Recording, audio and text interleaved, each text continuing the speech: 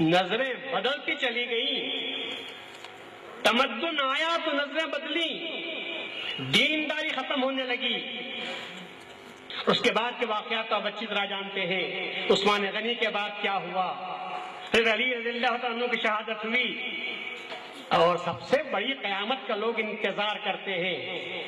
میں کہتا ہوں کہ اس سے بڑی قیامت کیا ہوگی جبکہ امت مسلمہ نے رسول اللہ صلی اللہ علیہ وسلم کے نواسوں کو شہید کیا، اور سب سے بڑھ کر کربلا میں جو اسلام کو کاٹا گیا ہے، کیا اس کی نظیر کوئی آپ بتا سکتا ہے؟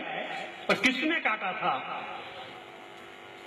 ایک طرف تو رسول اللہ صلی اللہ علیہ وسلم پر درود پڑھتے ہیں اور رسول اللہ درود سکھاتے ہیں۔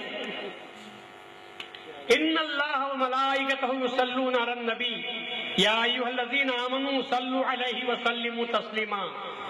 آیت شریف نازل ہوئی تو درود پڑھیے، کیونکہ یہ آیت پڑھنے کے سننے کے بعد ہر شخص پر درود پڑھنا واجب ہو جاتا ہے، اپنے دل ہی میں پڑھیے۔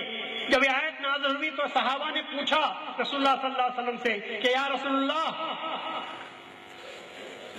سلام کرنا تو ہم جانتے ہیں لیکن اللہ کہتا ہے صلو علیہ، تو آپ پر صلوات کیسے پڑھیں؟ تو رسول اللہ صلی اللہ علیہ وسلم جو بات بھی کرتے تھے تو اپنی طرف سے نہیں کرتے تھے، حکم کی بنیاد پر کرتے تھے، وحی کی بنیاد پر کرتے تھے۔ اسی وجہ سے رسول اللہ صلی اللہ علیہ وسلم نے کچھ دیر کا آپ نے توقف کیا، پھر اس کے بعد میں فرمایا قولوا اللہم صلی علی محمد وعلی آل محمد، اے لوگو کہو اے اللہ محمد پر صلوات بھیج اور محمد کی آل پر صلوات بھیج۔ حکم خداوندی تو تھا صلو علی النبی، میں رسول اللہ صلی اللہ علیہ وسلم نے سکھایا صلی علی محمد وعلی آل محمد۔ اللہ تبارک و تعالیٰ نے رسول پر سلام پڑھنے کا حکم دیا تھا، اور رسول اللہ صلی اللہ علیہ وسلم نے کہا کہ محمد کے ساتھ آل محمد پر بھی صلوات پڑھو، اس وجہ سے کہ جس طرح محمد صلوات کے قابل ہے، محمد ہی سے ایک محمد پیدا ہوگا جو صلوات کے قابل ہوگا، اور وہ محمد مہدی کے سوا اور کوئی نہیں ہو سکتا۔ لوگ صلوات پڑھ رہے ہیں، محمد کے ساتھ مہدی پر بھی صلوات پڑھ رہے ہیں، بے خبری کا یہ عالم ہے۔ پوچھتے ہیں کہ مہدی کون؟ ہم کہتے ہیں وہ مہدی جو آل محمد ہے، ہم کہتے ہیں وہ مہدی جس پر تم نماز میں صلوات پڑھتے ہو، ہم کہتے ہیں وہ مہدی کہ جو رسول اللہ کو پیارا تھا، ہم کہتے ہیں وہ مہدی جب تک تم صلوات نہیں پڑھتے اس وقت تک تمہاری نماز نہیں ہوتی، اسی کو مہدی کہتے ہیں۔ یعنی سمجھے کی بات ہے اور بے خبری کی بات ہے۔ میں رسول اللہ صلی اللہ علیہ وسلم نے کیا پیارے طریقے پر مہدی کو لوگوں کی زبان پر جاری کر دیا۔ یہ اللہ کے طریقے ہیں، اللہ والوں کا طریقہ ہے۔ اللہ تبارک و تعالیٰ نے ابراہیم کی سنت کو زندہ کرنے کے لیے بورڈ نہیں لگایا، دن مقرر نہیں کیا، کسی قسم کا اشتہار نہیں دیا۔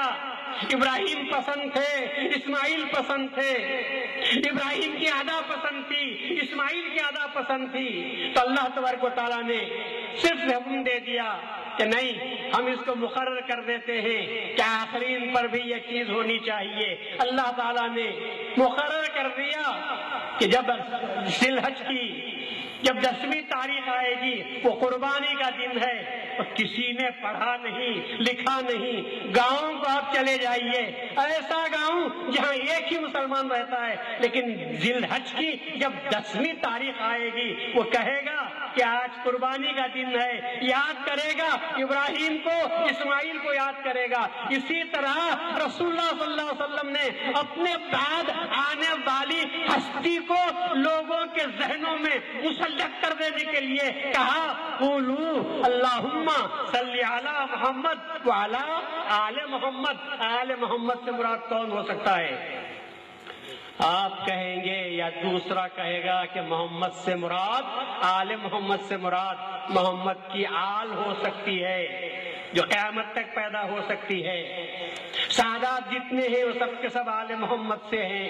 میں پوچھتا ہوں اب تو غور کرو، محمد کے ساتھ آنے والا کون ہو سکتا ہے؟ کیا پوری آل محمد کے برابر ہو سکتی ہے؟ ارے اللہ سے جب کہتے ہیں ارے اللہ تو محمد پر بھیج، اس کے بعد آل محمد جب کہتے ہیں تو محمد کے ساتھ آل والا وہی ہونا چاہیے جو محمد کا مقام رکھتا ہو، محمد کا مرتبہ رکھتا ہو، وہی ہونا چاہیے. اور ہم خود محمد سے پوچھتے ہیں کہ آپ نے عطف کے ذریعے سے، واؤ کے ذریعے سے جو عطف لگایا ہے وہ ہستی کون ہے جو آپ کے برابر بیٹھی ہوئی ہے؟ تو رسول اللہ صلی اللہ علیہ وسلم فرماتے ہیں المہدی منی یخطو اثری ولا یخطی، میں معصوم ہوں وہ بھی معصوم ہے، اور میں خطا نہیں کرتا وہ بھی خطا نہیں کرتا. اسی کو مہدی کے نام سے یاد کرتے ہیں.